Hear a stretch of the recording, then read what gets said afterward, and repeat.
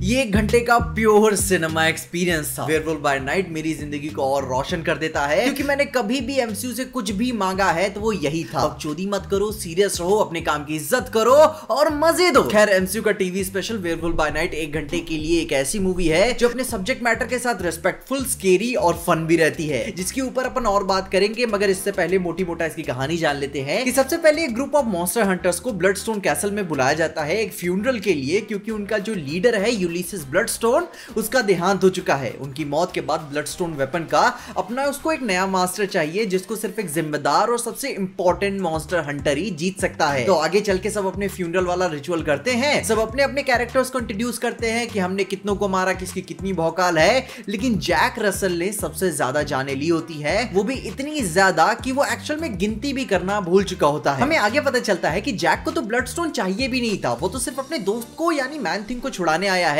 Also known as Ted, जिसके चलते वो एल्सा ब्लडस्टोन के साथ बॉन्डिंग भी करता है। जब वे अनफॉर्चुनेटली ग्रेव रूम में कैद हो जाते हैं, वो उसकी अपनी सारी प्लानिंग वनिंग बताता है कि मेरे दोस्त को छुड़वा दो, ब्लडस्टोन तुम रख लो।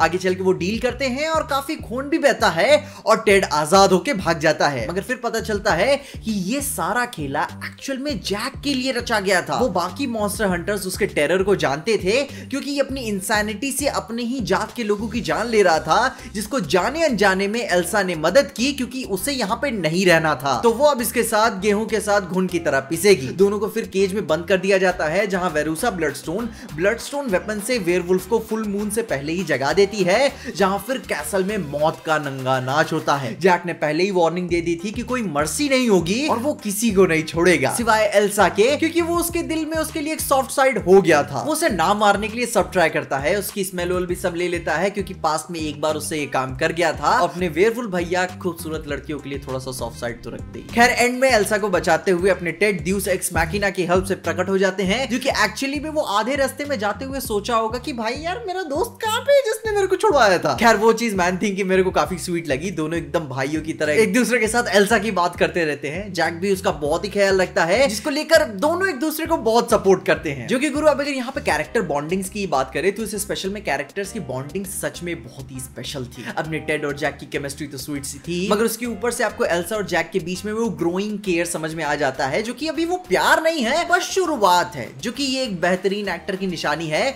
कि वो अपनी एक्टिंग से ही बहुत कुछ कह जाता है। I mean, जब वो उसे शुरू में डेस्परेशन में सूंघ रहा होता है और फिर कहता भी है कि ये एक बार काम कर गया था, तो मैं महसूस हो जाता है कि वो फिर किसी को अपने को नहीं खोना चाहता, वो भी इस टाइम पे जब वो किसी को पसंद करना शुरू ही किया है। तो मैं बाकी कैरेक्टर्स की चाल भी समझ में आ जाती है कि ये षड्यंत्र भाई शुरू से ही जैक के लिए रखा गया था, क्योंकि इन एक्चुअल कभी भी मॉन्स्टर हंटर्स एक दूसरे पे अटैक नहीं करते। वो सिर्फ एल्सा और जैक को ही मारना चाहते थे, क्योंकि ये हंट कभी मैन थिंग के लिए था ही नहीं। ये शिकार सिर्फ वेयरवुल्फ का था, जिसमें एल्सा भी अब पिस रही थी। खैर, वो तो कहानी के छोटे बड़े जो नुआंसेस चलेंगे वो तो चलेंगे, मगर अब अगर इसके विजुअल स्टाइल की बात करें तो गुरु, इसका विजुअल एक्सपीरियंस बहुत खूबसूरत था। माइकल गियाचिनो का ये पहला काम है, क्योंकि ओरिजिनली वो एक म्यूजिक कंपोजर है, और जो उन्होंने अपने बेस्ट ऑफ बोथ वर्ल्ड के टैलेंट्स को एक दूसरे के साथ ब्लेंड किया है, एक प्रॉपर सिनेमा एक्सपीरियंस मिलता है। जो कि भाई कहने को ये सिर्फ एक टीवी स्पेशल है, मगर यूनिवर्सल मॉन्स्टर्स के विजुअल स्टाइल को इसमें ऐड करके इन्होंने 4 चांद लगा दी। आपको जैक के पहले ही वॉकिंग शॉट में समझ में आ जाता है कि भाई कुछ बहुत ही बड़ा और ग्रैंड होने वाला है। और ऊपर से मैं इस बात के लिए हैरान था कि इन्होंने जिस कैंपी स्टाइल के स्टाइल को उठाया है, मगर इसे बहुत ही ज्यादा कैंपी यूज नहीं किया है। ये बकचोदी नहीं करते, ये बहुत सीरियस रहते हैं और साथ में ही एडवेंचरसली फन रहते हैं। आपको मजा आती है और जब कहानी खत्म होती है तो तुम्हें फील होता है कि अपने मॉन्स्टर यूनिवर्स में कुछ बहुत ही भारी इनपुट तो नहीं दे रहे हैं, मगर इन कैरेक्टर्स को इंट्रोड्यूस करने का मैं तो कहूंगा ये बेस्ट तरीका था। अब देखो भाई, जब मार्वल ने इसे सबसे पहली बार अनाउंस किया था तो मैं शुरू में बहुत स्केप्टिकल था कि भाई जैसा इसका म्यूजिक यूज किया गया है, जैसा कैंपी स्टाइल को उठाया गया है, वो भी बहुत ही पुराने वाले स्टाइल को, तो भाई एक्सपेक्टेशन मेरी बहुत ही लो हो चुकी थी, क्योंकि भाई उसकी क्वालिटी वही थी, कॉमेडी करेंगे और ऊपर से वर्स्ट कैंपी कॉमेडी करेंगे, मगर ये अपने एक्सपेक्टेशन पे पूरा खेल जाते हैं। मैं एक्शन तो कुछ भारी एक्सपेक्ट नहीं कर रहा था, वॉयलेंस में भी कुछ ज्यादा उम्मीदें नहीं रख रहा था, लेकिन हाँ, ये तुम्हें सरप्राइज करती है, एमसीयू लेवल का सरप्राइज करती है, जो कि कहा तो जा ही रहा है कि ये क्लासिक हॉरर को एम्ब्रेस कर रही है, मगर कुछ ऐसा प्रॉपर हॉरर मेरे को फील नहीं हुआ। लेकिन हाँ, जो ये सीरियस टोन सेट करती है वही इसकी सबसे बेस्ट बात है। इसकी लेंथ की वजह से थोड़ा जल्दी जल्दी फील होता है, मगर आई फील की अच्छी बात है इसकी कि इतना अच्छा लग रहा था कि हमें और चाहिए था। मार्वल का फेज 4 का ये रिस्क बहुत ही बढ़िया था,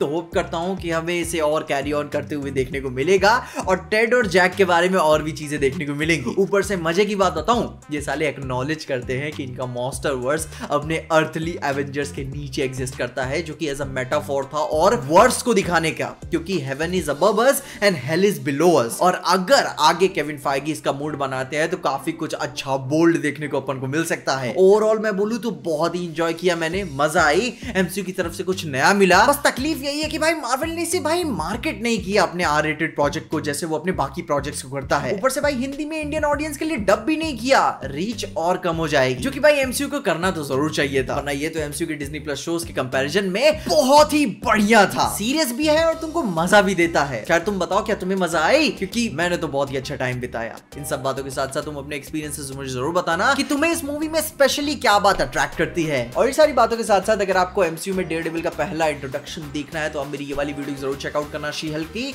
आपको सारी चीजें जानने को मिल जाएंगी। और तब तक के लिए देखते रहिए पीजे एक्सप्लेन।